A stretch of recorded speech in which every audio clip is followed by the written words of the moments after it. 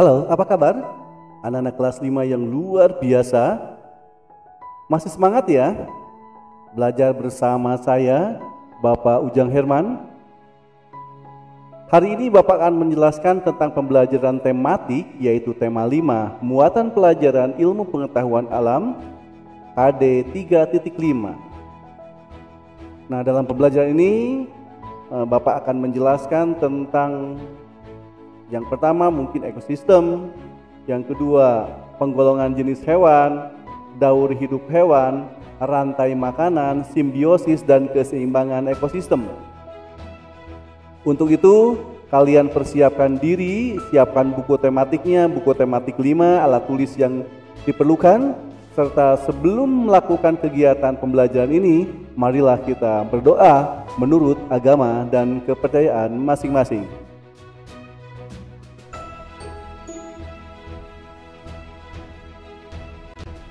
Baik, anak-anakku yang terkasih, mari kita mulai pembelajarannya. Nah, di sini kita akan bahas dulu tentang lingkungan hidup dan lingkungan tak hidup. Nah, jadi apa sih lingkungan itu? Lingkungan adalah segala sesuatu yang berada di sekitar makhluk hidup. Sebuah lingkungan terdiri dari atas dua bagian. Yang pertama adalah lingkungan yang hidup atau kita kenal dengan biotik. Contohnya tumbuhan, hewan, dan makhluk hidup lainnya. Dan yang kedua, ada yang disebut lingkungan tak hidup atau yang kita kenal abiotik. Contohnya cahaya matahari, air, udara, batu, dan tanah. Nah, bagian hidup dan tak hidup di sebuah lingkungan itu saling berinteraksi dan saling ketergantungan satu sama lainnya. Nah, interaksi antar makhluk hidup dan benda-benda tak hidup di sebuah lingkungan itu yang dinamakan ekosistem. Ekosistem tersusun atas individu, populasi, dan komunitas.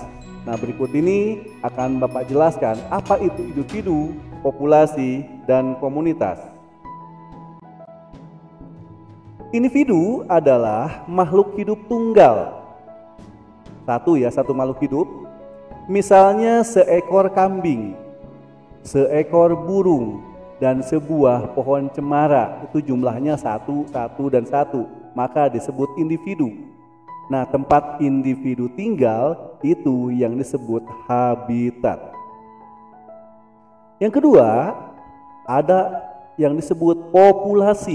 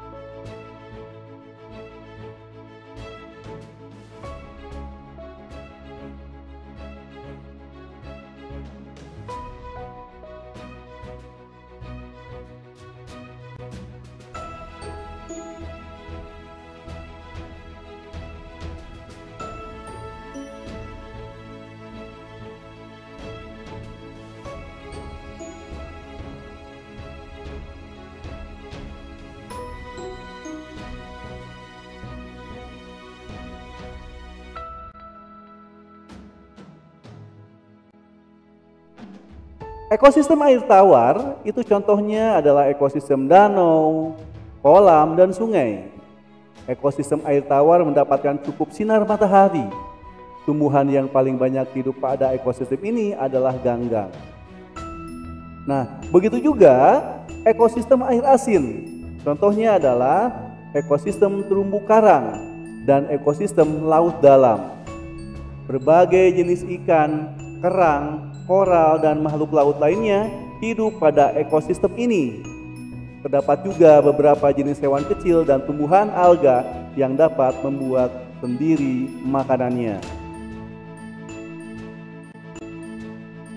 Nah, anak-anakku yang terkasih, mari kita bahas satu persatu ekosistem darat. Contohnya, ekosistem hutan, hujan tropis, sabana, padang rumput, gurun, taiga, dan tundra. Ekosistem darat ini dibedakan oleh tingkat curah hujan dan iklimnya. Perbedaan tersebut menyebabkan jenis tumbuhan dan hewan yang ada di dalamnya juga berbeda. Tumbuhan seperti rotan dan anggrek, serta hewan seperti kera, burung, badak, dan harimau berada pada ekosistem hutan hujan tropis. Nah, yang berikutnya ada yang disebut ekosistem air tawar. Contohnya ekosistem danau, kolam, dan sungai. Ekosistem air tawar mendapatkan cukup sinar matahari. Tumbuhan yang paling banyak hidup pada ekosistem ini adalah ganggang. Ekosistem padang rumput memiliki curah hujan yang lebih rendah dibandingkan dengan ekosistem sabana. Tumbuhan asal ekosistem ini adalah rumput. Hewan yang hidup pada ekosistem ini contohnya bison, singa, anjing liar, serigala, gajah, jerapah, kanguru, dan ular.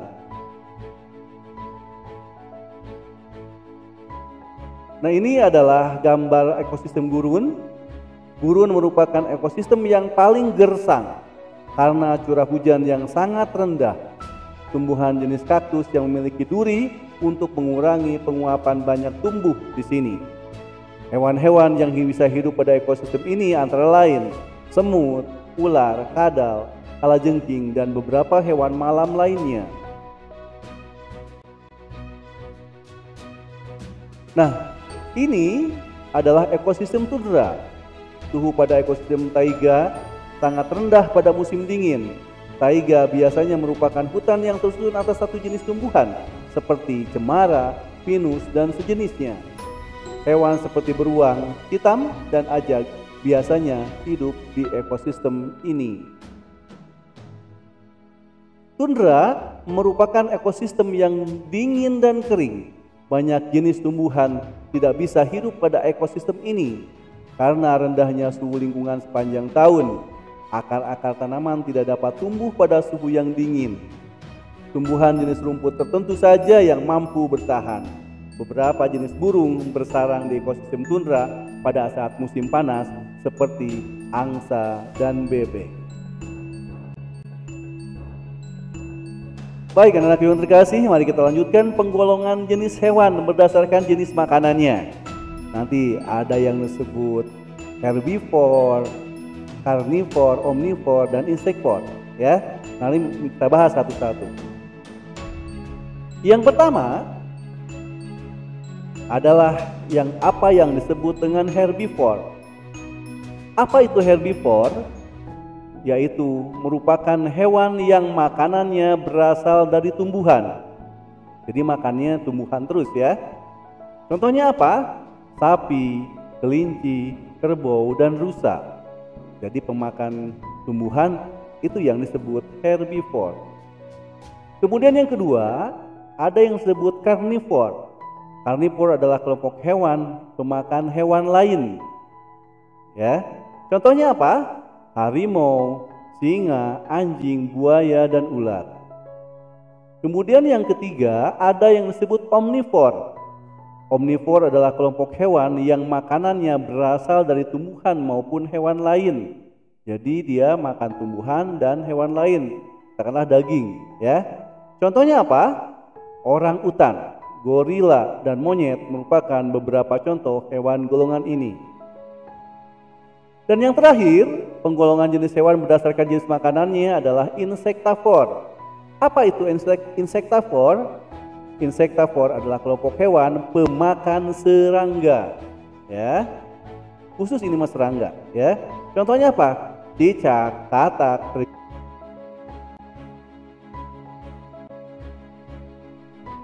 Nah, ke materi berikutnya kita masuk ke daur hidup hewan. Tahapan pertumbuhan dan perkembangan suatu hewan disebut daur hidup. Di dalam daur hidupnya ada hewan yang mengalami perubahan bentuk dan ada yang tidak.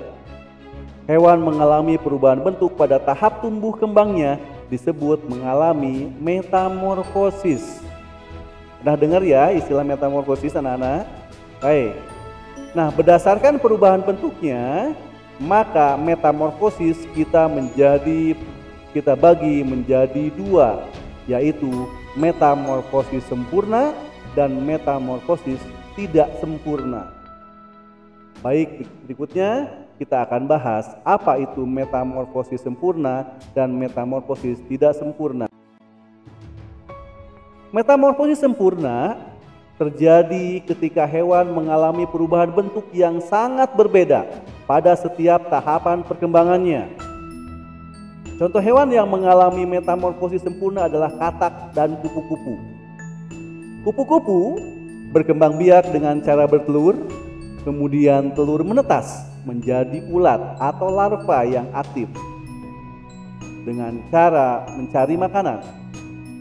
Setelah cukup mendapatkan makanan, ulat berubah menjadi pupa atau kepompong yang tidak bergerak dan melekat pada bagian pohon.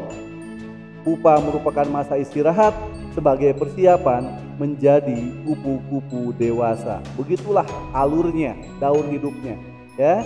Mulai dari telur menjadi larva, menjadi ulat, ya.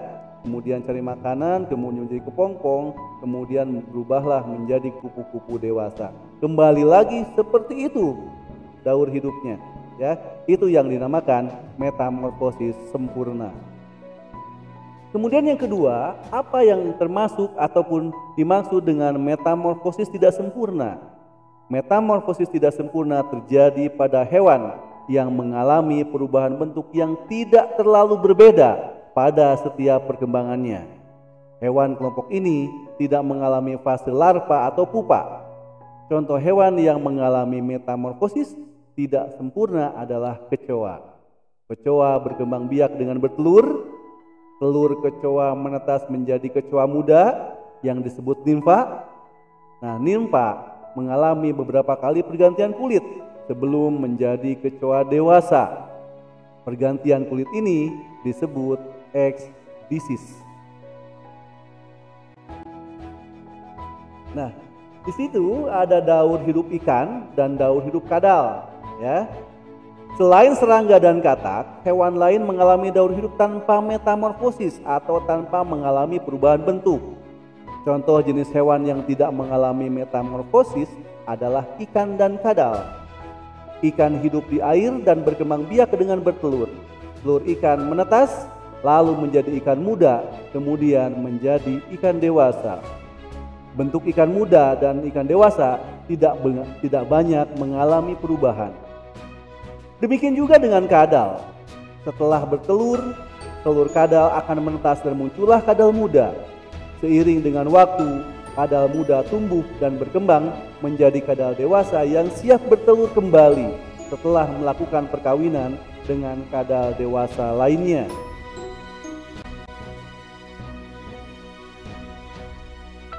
Nah, berikutnya akan Bapak bahas mengenai rantai makanan. Rantai makanan adalah perjalanan memakan dan dimakan dengan urutan tertentu antar makhluk hidup. Nah, di situ lihat ada gambar rantai makanan, ya. Padi dimakan oleh tikus. Kemudian tikus dimakan oleh ular, ular dimakan oleh burung elang. Setelah beberapa waktu burung elang mati, bangkainya membusuk diuraikan oleh makhluk hidup pengurai dan bercampur dengan tanah membentuk humus. Humus sangat dibutuhkan tumbuhan, terutama rumput, begitulah seterusnya, sehingga proses ini berjalan dari waktu ke waktu. Nah, di situ ada yang disebut ketika yang pertama yang hijau ada produsen dimakan konsumen 1, dimakan konsumen 2, kemudian mati dan diuraikan pengurai. Nah, nanti sebagai pupuk. Itu seterusnya seperti itu ya rantai makanannya. Setiap makhluk hidup dalam rantai makanan memiliki peran masing-masing. Secara umum terdapat 3 peran makhluk hidup di dalam rantai makanan, yaitu yang pertama apa yang disebut produsen. Produsen adalah makhluk hidup yang dapat membuat makanannya sendiri melalui fotosintesis. Contohnya rumput, padi, jagung, dan semua tumbuhan hijau. Produsen mampu mengubah energi dari cahaya matahari menjadi energi kimia. Yang kedua, ada yang disebut konsumen. Konsumen adalah makhluk hidup yang tidak dapat membuat makanannya sendiri, sehingga mendapatkan energi dari makhluk lain. Contohnya konsumen adalah yang pertama, konsumen tingkat 1, yaitu kelompok hewan yang memakan tumbuhan, atau yang disebut produsen tadi. Konsumen tingkat 1 merupakan kelompok hewan herbivora. Contohnya rusa, kelinci, dan belalang. Jadi konsumen tingkat 1 adalah kelompok hewan herbivora. Karena makan apa? Makan tumbuhan. Kemudian konsumen tingkat 2 adalah kelompok hewan yang memakan hewan lain, yaitu konsumen tingkat 1. Nah, konsumen tingkat 2 ini merupakan kelompok hewan karnivora atau omnivora. Contohnya katak, ular, tikus, dan ayam. Dan yang ketiga ada yang disebut konsumen puncak, yaitu kelompok hewan karnivor yang tidak ada pemangsanya. Contoh singa, elang, dan harimau. Dan yang ketiga ada yang disebut pengurai. Pengurai adalah makhluk hidup yang mengurai sisa-sisa tubuh makhluk hidup yang lain yang telah mati. Penguraian tersebut menghasilkan zat-zat kimia dan nutrisi yang dibutuhkan produsen. Contoh pengurai antara lain cacing tanah, jamur, dan bakteri. Nah, di samping ada rantai makanan dan keterangannya. Yang pertama, tumbuhan memproduksi makanannya sendiri melalui fotosintesis. Jenis makanan yang diproduksi oleh tumbuhan berupa gula oleh tumbuhan makanan dapat disimpan dalam bentuk biji, batang, buah, dan akar. Kemudian nomor 2 adalah konsumen tingkat 1, yaitu herbivore yang memakan pemakan tumbuhan, ya. Dan yang ketiga, konsumen tingkat 2 merupakan hewan karnivor yang memakan konsumen tingkat 1. Yang keempat adalah konsumen tingkat 3 yang memakan konsumen tingkat 2. Contohnya adalah burung elang. Dan yang terakhir, konsumen tingkat 3 itu mati, kemudian tubuhnya membusuk, diuraikan oleh pengurai. Seperti itu, ya. Nah, di sini ada selain kebergantungan makhluk hidup melalui rantai makanan, banyak makhluk hidup lain yang berhubungan dengan cara khas. Hubungan dua makhluk hidup yang berbeda dan sangat erat kaitannya disebut simbiosis. Bapak akan jelaskan 3 jenis simbiosis, yaitu simbiosis mutualisme, simbiosis parasitisme, simbiosis komensalisme. Berikut Bapak akan jelaskan satu persatu beserta contohnya. Kalian perhatikan baik-baik dan disimak. Yang pertama, ada yang disebut simbiosis mutualisme. Apa itu simbiosis mutualisme? Hubungan sesama makhluk hidup yang saling menguntungkan. Dua-duanya untung, ya. Kedua belah pihak untung, tidak ada yang dirugikan. Nah, contohnya apa? Di situ ada gambar hubungan bunga dan lebah. Kok bisa ya saling menguntungkan? Nah, lebah itu membutuhkan madu yang terdapat pada bunga sepatu sebagai makanannya. Nah, bunga sepatu membutuhkan lebah untuk membantu terjadinya proses penyerbukan. Begitu. Makanya dia dua-duanya untung. Yang kedua, masih simbiosis mutualisme, contohnya adalah burung jalak dan kerbau.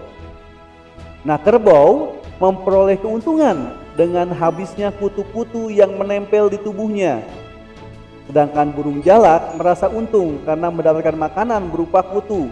Jadi kutunya itu dimakan sama burung jalak. Si burung jalaknya kenyang, si kerbaunya kutunya hilang, bersih gitu ya. Dua-duanya untung. Yang berikutnya, bunga dengan kupu-kupu. Kupu-kupu membutuhkan nektar yang terdapat pada bunga sebagai makanannya. Bunga pun membutuhkan kupu-kupu untuk membantu proses penyerbukan, hampir sama dengan bunga dan lebah ya. Nah, ini adalah 3 contoh simbiosis mutualisme. Masih banyak lagi hubungan antar makhluk hidup yang saling menguntungkan atau simbiosis mutualisme. Kemudian yang kedua, ada yang disebut simbiosis parasitisme, di mana pihak yang satu mendapatkan keuntungan dan yang lainnya dirugikan. Nah ini ya, kalau mutualisme mah untung dua-duanya, kalau parasitisme mah yang satu untung, yang satu rugi ya. Nah contohnya apa? Ada tanaman benalu dengan inangnya. Nah si benalu ini sebetulnya mempunyai untuk memenuhi kebutuhan akan air dan hara. Benalu menumpang pada ranting tumbuhan jenis lain. Lalu si akarnya itu yang berupa alat hisap akan menembus masuk ke dalam jaringan pengangkut tumbuhan yang ditumpanginya. Kemudian benalu akan menyerap air dan hara terlarut di dalamnya, sehingga tumbuhan inang mengalami kerugian karena air dan hara yang akan digunakan untuk hidupnya diserap oleh benalu. Ya mungkin nanti juga si tumbuhan inangnya jadi kurus karena makanannya diserap oleh si benalu tadi. Jadi yang untung siapa? Si benalu. Yang rugi ya tumbuhan inangnya ya. Itu. Yang kedua, ada tali putri dengan inangnya. Tali putri yang langsung mengambil sari makanan yang sudah dikelola atau di fotosintesis yang inang. Jadi tali putri hidup dengan 100% parasit dengan mengambil sari makanan yang sudah jadi. Enak betul ya si tali putri, cuma hanya bisa ngisap aja. Maka tumbuhan yang ditempel di tali putri akan lebih cepat mati karena sari-sari makanan yang sudah jadi langsung diserobot si parasit itu tadi. Yang ketiga, ada cacing pita yang hidup dalam usus manusia. Ngeri ya. Nah biasanya cacing pita menyerang orang yang suka mengkonsumsi makanan yang berasal dari daging, terutama daging sapi dan daging babi yang dimasak tidak sampai matang. Dalam tubuh kita dia menyerap ya. Yang ketiga, simbiosis komensalisme. Simbiosis komensalisme adalah di mana pihak yang satu mendapatkan keuntungan tapi pihak lainnya tidak dirugikan dan tidak diuntungkan juga. Adem-adem aja ya. Contohnya apa? Ada ikan badut dengan anemon laut. Kok bisa ya? Itu terjadi simbiosis komensalisme. Kehadiran ikan badut pada anemon dapat melindungi dari agresivitas beberapa jenis ikan seperti ikan angle atau ikan butterfly dan akan memangsa tentakelnya. Sebaliknya, ikan badut memanfaatkan anemon tersebut sebagai tempat berlindung dari musuh alaminya. Yang berikutnya adalah hubungan anggrek dengan inangnya. Tanaman anggrek mendapatkan keuntungan berupa rumah tinggal saja, sedangkan inangnya tidak mendapatkan keuntungan apapun dan tidak dirugikan. Jadi si anggrek itu tidak menyerap makanan dari inangnya. Ya, beda dengan parasit tadi. Yang ketiga,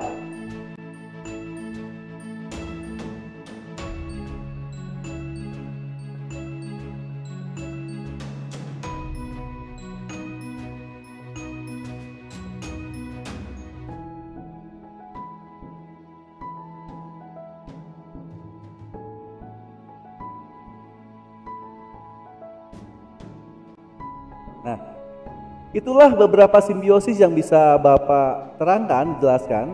Kemudian kita akan menjelaskan tentang perubahan dalam jaring-jaring makanan. Nah, jaring-jaring makanan itu pasti akan suatu saat berubah polanya, ya. Kenapa demikian? Rantai makanan sebagai bagian jaring-jaring makanan pada sebuah ekosistem tidak akan terputus selama semua bagian dari rantai tersebut tetap berperan. Rantai makanan di sawah akan terus terbentuk selama makhluk hidup penyusunnya ada. Jika salah satu dari penyusun rantai makanan tersebut tidak ada, karena berbagai faktor, penyusun rantai makanan lain akan terganggu. Jika tidak ada padi, tikus sawah akan kelaparan, ular sawah pun demikian, sehingga burung elang pun kesulitan mendapatkan makanan. Rantai makanan itu akan terganggu dan merugikan apabila ular sawah yang seharusnya memangsa tikus ternyata memangsa hewan lain, misalkan anak ayam yang dipelihara manusia. Nah, sekarang bagaimana pengaruh kegiatan manusia terhadap keseimbangan ekosistem? Nah, faktor yang menyebabkan perubahan keseimbangan di dalam ekosistem ada yang disebut faktor alam dan ada yang disebut faktor manusia.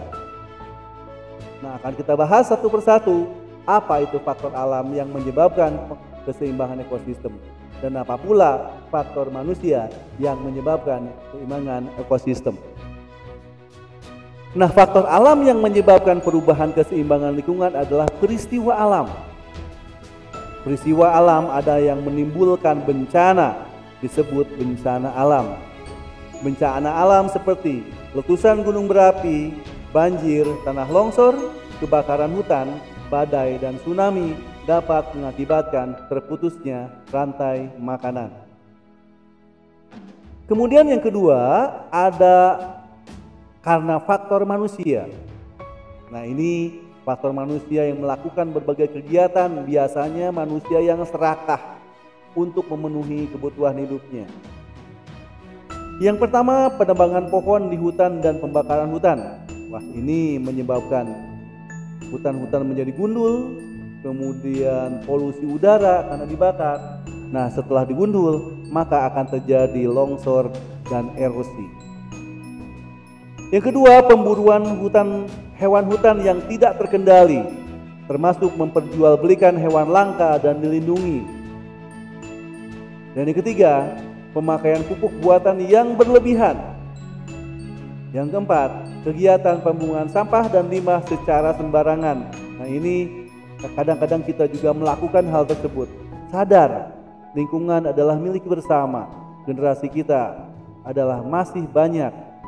Anak cucu kita jangan sampai menikmati bencana-bencana yang dilakukan oleh kita sekarang. Dan yang kelima, kegiatan lainnya yang mencemari lingkungan. Anak-anakku yang terkasih, demikianlah pembelajaran kita hari ini. Semoga dapat bermanfaat. Mohon maaf apabila ada kekurangan. Sekian, terima kasih dan selamat belajar.